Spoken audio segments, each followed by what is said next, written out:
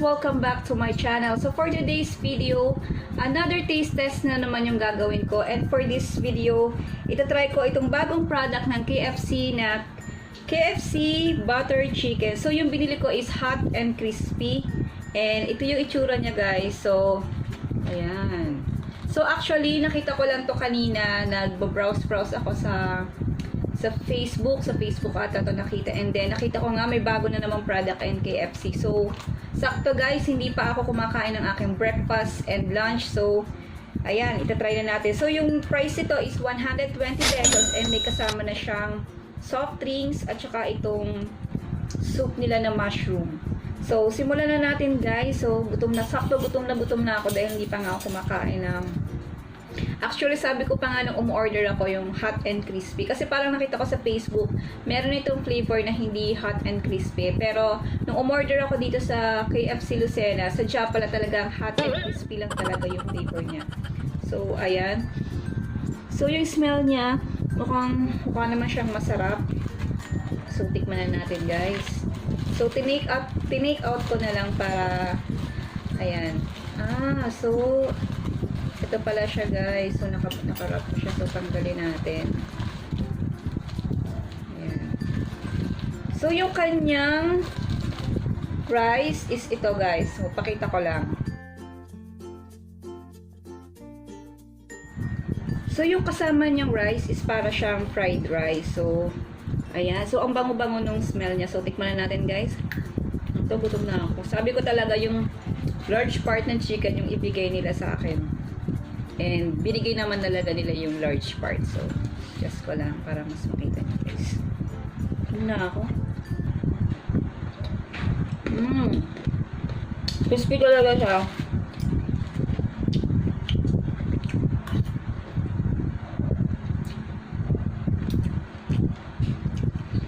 So, may pagka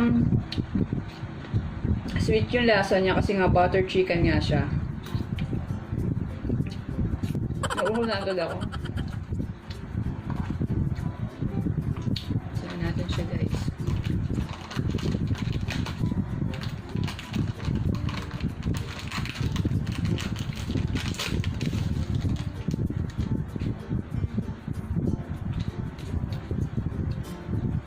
Crispy siya kasi hindi pa naman pagka order ko na talagang umuwi na agad ako sa bahay kasi nga gusto ko siyang makain ng crispy.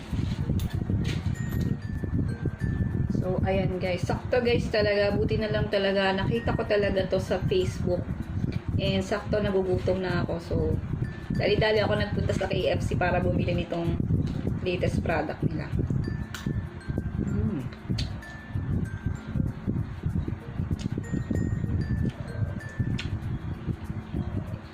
Sarap ng fried rice nila.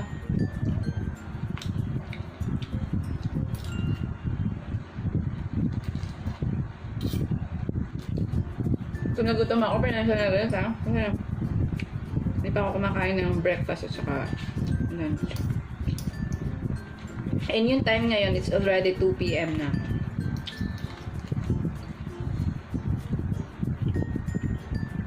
So, yung chicken niya, wala na nga siyang kasamang gravy or sauce kasi nga, meron na siyang sariling flavor niya. Kumbaga, timplado na rin siya.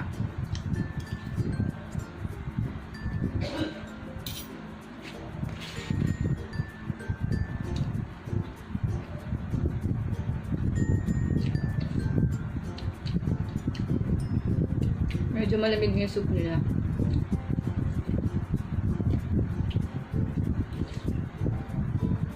Pero ako yung tatanungin guys. Mas gusto ko pa rin yung original chicken na hot and crispy kaysa dito sa butter chicken. At saka, di ba yung in-order ko is hot and crispy. So, ina-expect ko talaga hot and crispy siya. So, parang wala akong malasahan na hot and crispy. So, kulang yung pagka-spicy ng chicken. So, mas masarap talaga kung spicy kasi mahilig talaga ako sa mga spicy food.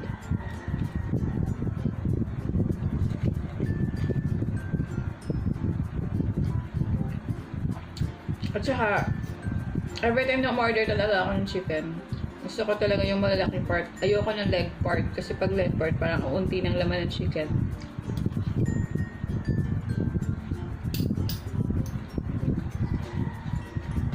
Tingnan nyo guys.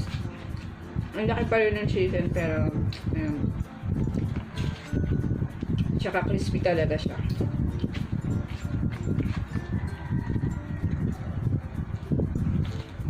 Sana man lang dagdagan talaga nila yung pagka-hot and spicy niya kasi hindi siya ganun kaanghang, parang wala lang.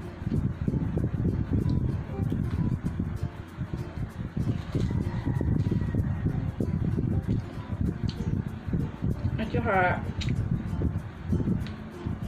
mas nalalasahan ko talaga yung pagka-butter niya. So more on sweet siya kaysa dun sa maanghang.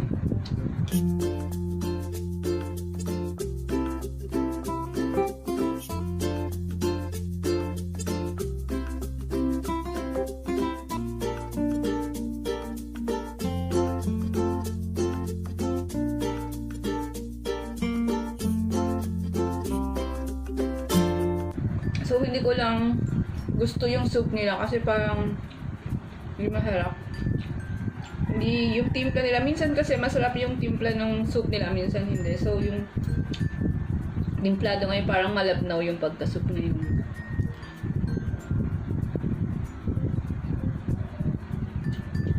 Ayan o. Sobrang labnaw lang niya.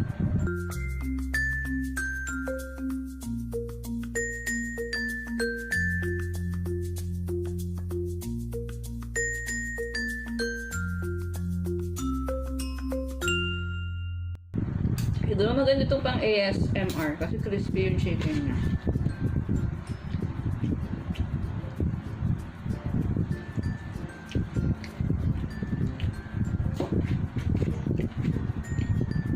Laki pa rin yung chicken niya. Ayan guys. Ubus na yung kanin ko pero ang dami ko pang chicken. Sabi ko gutom na gutom ako pero feeling ko nabubusog na agad ako. Syempre siguro dahil kakainom ko ng soft drinks. Kasi pagkabili ko nga ng KFC na to, nitong butter chicken. So, nag-film na kaagad ako. So, ayan. Mainit-init pa siya.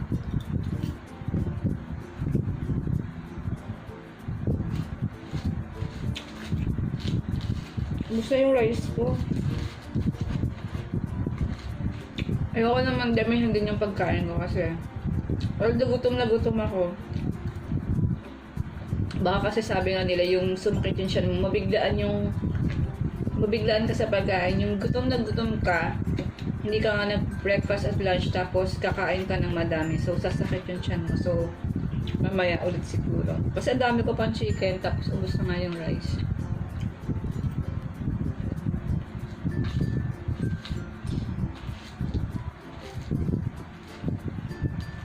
And mas gusto ko pa rin talaga yung original, yung walang flavor na ganito.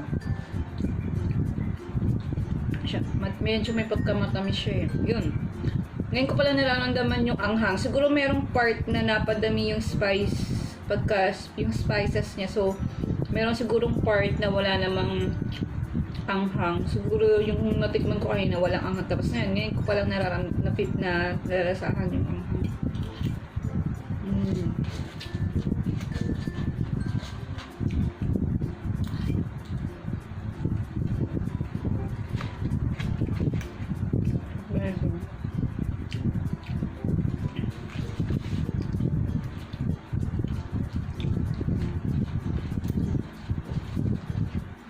Gusto yung rice ko. Pero may chicken pa rin ako. Gusto yung rice.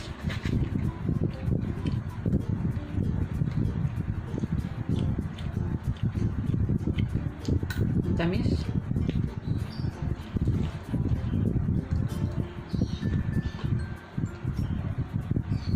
Busog na ako. Hindi harap to. Pero sayang, kaya kakainin ko pa rin.